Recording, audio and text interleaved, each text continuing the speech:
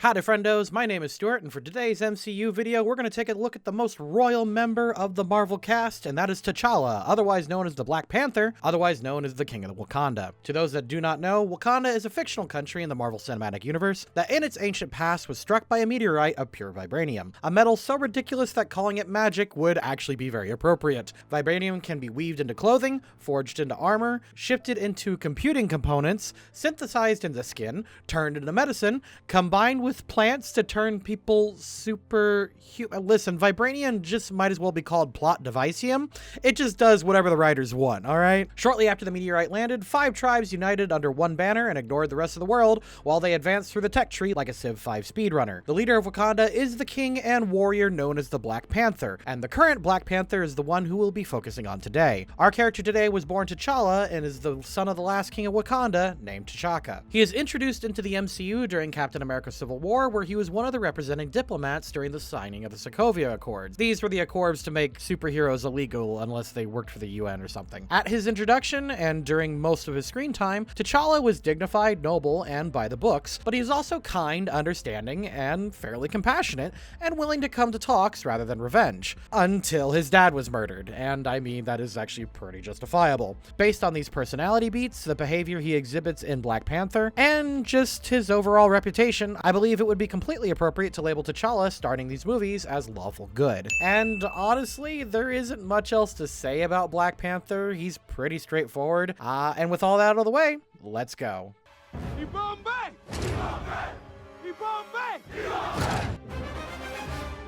Wakanda forever! Well, it's not always so flattering. You seem to be doing all right so far. T'Challa begins the movie attending the signing of the Sokovia Accords. Lawful neutral. Task force will decide who brings in Barnes. Don't bother Miss Romanoff. I'll kill him myself. To which, afterwards, he then swears to kill the Winter Soldier because he swore to avenge his father. Does this go against the Accords, but also the rest of the world, considering everyone is trying to bring in Bucky alive? Chaotic good. So I ask you, as both warrior and king, how long do you think you can keep your friends safe from me? Jesus Christ, T'Challa is so fucking based in this movie. Nat 20. At least recognize me. Anyway, Baron Zemo used the wrong safe word, which triggers Bucky and releases him from prison. Bucky goes berserk, and T'Challa stops him from killing Black Widow. Neutral good. Captain. Your Highness. Black Panther teams up with Iron Man in the name of the Accords. Technically lawful good.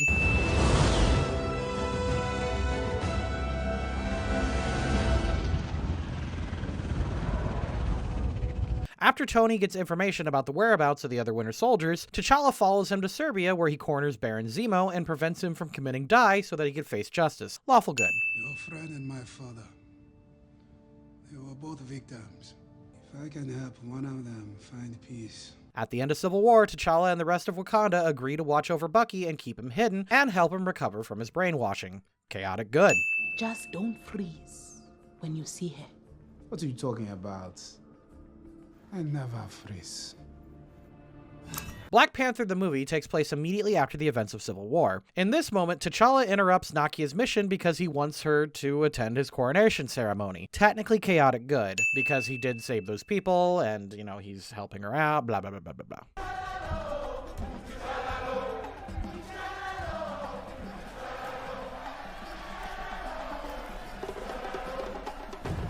At his coronation ceremony, the leader of the mountain tribe, M'Baku, challenged T'Challa for the throne of Wakanda. This crowning by combat is done until death or surrender. T'Challa gives M'Baku ample opportunity to surrender so that he can continue to lead his tribe in the future. Good guy T'Challa. Lawful good.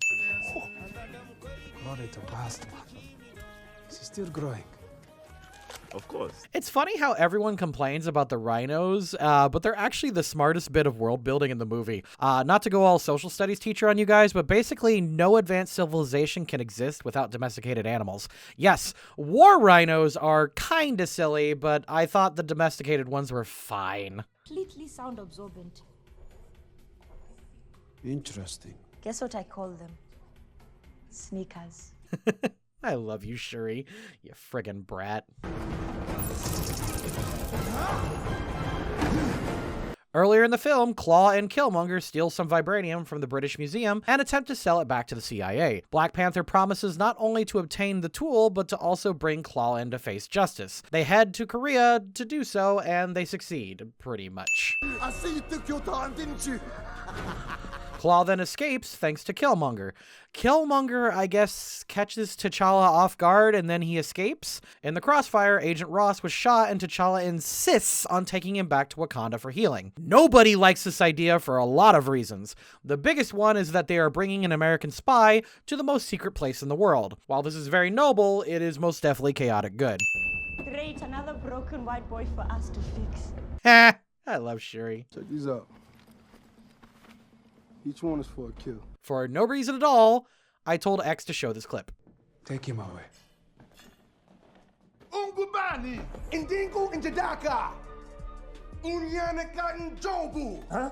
Technically speaking, T'Challa is completely within his rights to eject Eric from the throne room and send him away. Instead, he brings him into the court and gives him a proper audience. Eric then starts a kerfuffle and demands to challenge the throne, to which T'Challa, again with no legal or moral obligation, does for him. Feel free to disagree, but I believe strongly that he is doing this for honor, kindness, and most of all, guilt. So... Oh, also, during the fight, T'Challa refuses to strike a killing blow, so he gets another lawful good point for that since he was more interested in Eric giving up.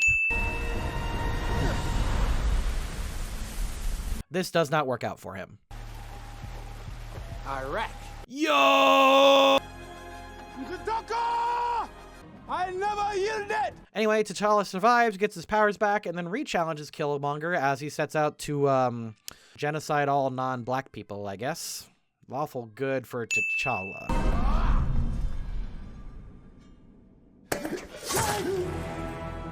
And finally, ending this movie, Black Panther strikes the killing blow to Eric, who, again, has some real raw Nat 20 dialogue. Damn, dude. This one may be tired of war, but the White Wolf has rested long enough. And wrapping up the videos, we have his role in Infinity War, where T'Challa volunteers Wakanda to be one of the battlegrounds for Avengers versus Thanos' army. Lawful good.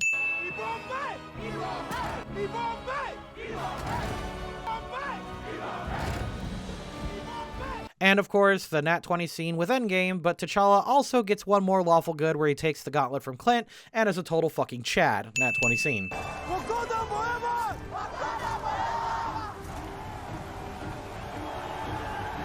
Most people either think Black Panther is the greatest hero in the MCU, or he's just kinda bland. I'm actually anywhere on that spectrum depending on what movie he's in. I thought T'Challa was most interesting and most badass during Civil War. He's got this amazing paladin archetype going on, and if y'all know me, I love my pallies. And he's in conflict with the world fighting against their laws while trying to protect his own honor and traditions. He also learns at the end that the path of vengeance only leads to more conflict, and in my opinion, T'Challa was best in Captain America Civil War. In Black Panther, I don't think the writers knew what to do with him. He's just kinda going along with the story beats, letting the plot dictate his next move rather than him going in conflict with the rest of the story.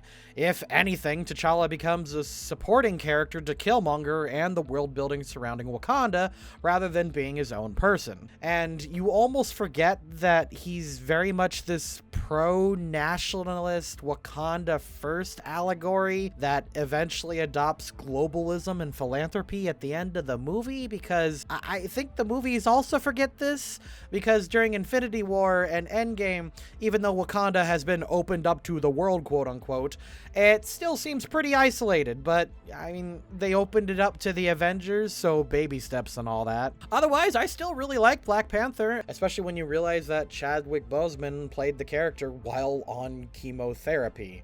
Rest in peace, man. Honestly, I have very little to say except please like, subscribe, and check out our other videos. Have a good one, guys.